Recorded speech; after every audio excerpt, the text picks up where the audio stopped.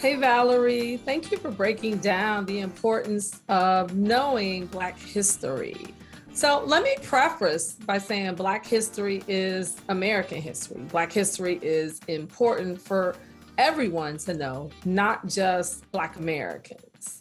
Yes, indeed.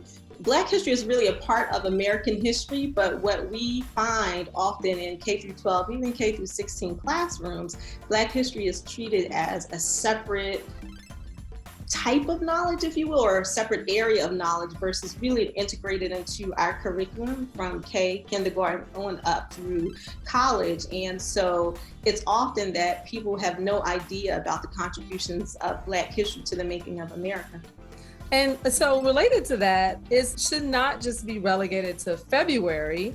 It should be taught all the time. And it's not just important for kids who are in school. Not just elementary or secondary school should be learning Black history. Yeah, Eleanor, for a while, I'm not sure who coined the term. There was a term, Black History 365. I'm not sure if it was Tom Joyner or McDonald's or one of them, but this idea that Black history happens every day of the year, not just during February. So there's living Black history, there's Black history that's in the textbooks from past periods of time, all equally important to where we are today as a country, as a society. And so everyone needs to learn it, students, adults or not. So now we have the National African American Museum, Smithsonian Museum, which was such a phenom and brought so much of the history, not just to Black people, but to everyone. And so it certainly everyone needs to learn our history, or Black history for sure. Oh, I agree. I've been to the Smithsonian. It is amazing. It is an amazing place to visit. I probably should go back. So let's talk about your work, because you actually link knowledge of Black history with specific outcomes among adolescents and young adults, specifically body image, which I think is really, really important given the larger conversations that we're having about body image and body positivity. It is and was an interesting study or interesting finding, if you will. So as a developmental psychologist, I study African American adolescents, Black adolescents, not just Black American. I've studied South African adolescents and young adults as well. So high school and college age young adults. And certainly looked at, what does academic achievement look like in relation to your Black history knowledge, and then did some additional digging in relation to media images. So images of Black people in the media, and how do Black youth respond to those images? And what we found, and were surprised, those young people, between the ages of 14 and 21, so high school age students, college age students who, took a look at a series of Black history questions, as well as looking at their identity, racial identity. Those students with higher Black history scores, when we asked them about ideal body images, so when they look at media images and go to media for body ideals, which of those young people were more likely to buy into media shaped body image ideals? And what we found, interestingly enough, was those young people with higher Black history scores in general were less likely to identify with the media-based body image ideals. That's really important. We did have one interesting finding, though. Those young people who had sort of internalized racism scores, so in terms of looking at their racial identity, racial socialization messages, there were a group of Black young people, they had decent Black history scores, but if they had internalized negative messages about Black people, they were more likely to endorse or believe those media-based body image scores. So that was really interesting for us, and continues to be interesting for us to figure out what's this relationship between Black history and not just the academic learning.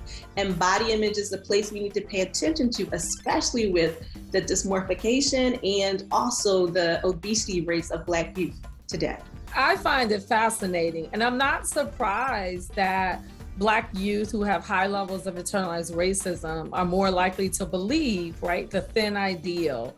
Do you think that's related to the fact that within the Black community, you're more likely to see diverse body images? A lot of famous Black women are not the skinny ideal or the skinny type. You have Lizzo. I love Lizzo. Yes, I get so excited about this topic. Black history, but certainly body image as a Black woman myself. So there is, in terms of media-based images, whether we're talking about actors or musicians, which these days are blending and the lines are blurring, what we're finding is that there's phenotypic diversity. Even if you go back generationally and look at syndicated television, whether it's an hour-long drama or a half-hour sitcom, there's always going to be an obese woman. There's sometimes going to be a chubby child. There's going to be really skinny, svelte women. So, and then what's related to that is that Black children tend to watch shows that feature Black actors and actresses. And so they're seeing and have seen a phenotypic diversity that when you compare to mainstream shows that feature white actors and actresses, most of them are the slim ideal, right? They're very slim.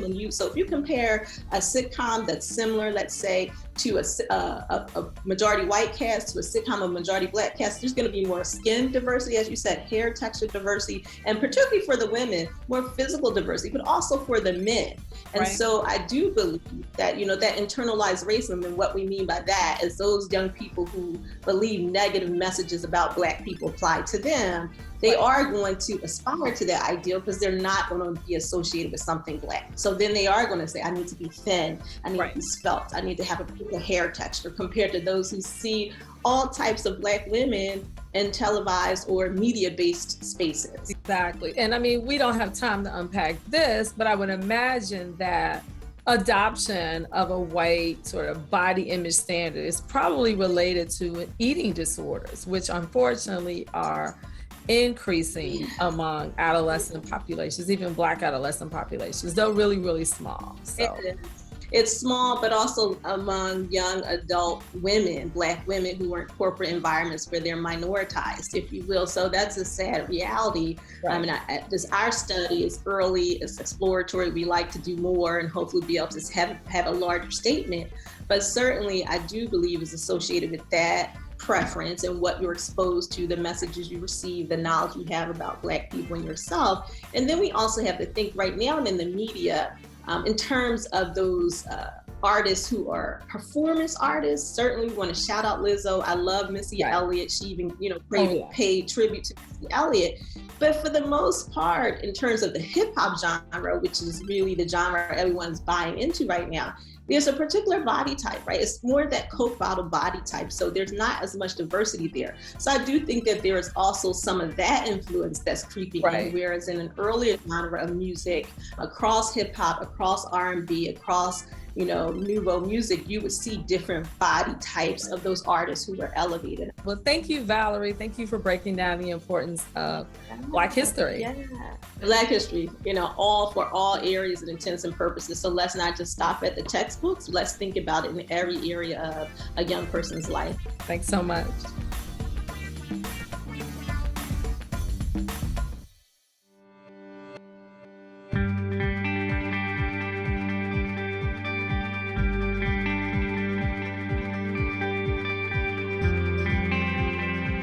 This hour of local news is made possible by contributions from the Friends of PBS, members of your PBS station.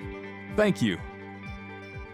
If you have comments about Arizona PBS News, please contact us at one of the addresses on your screen. Thank you.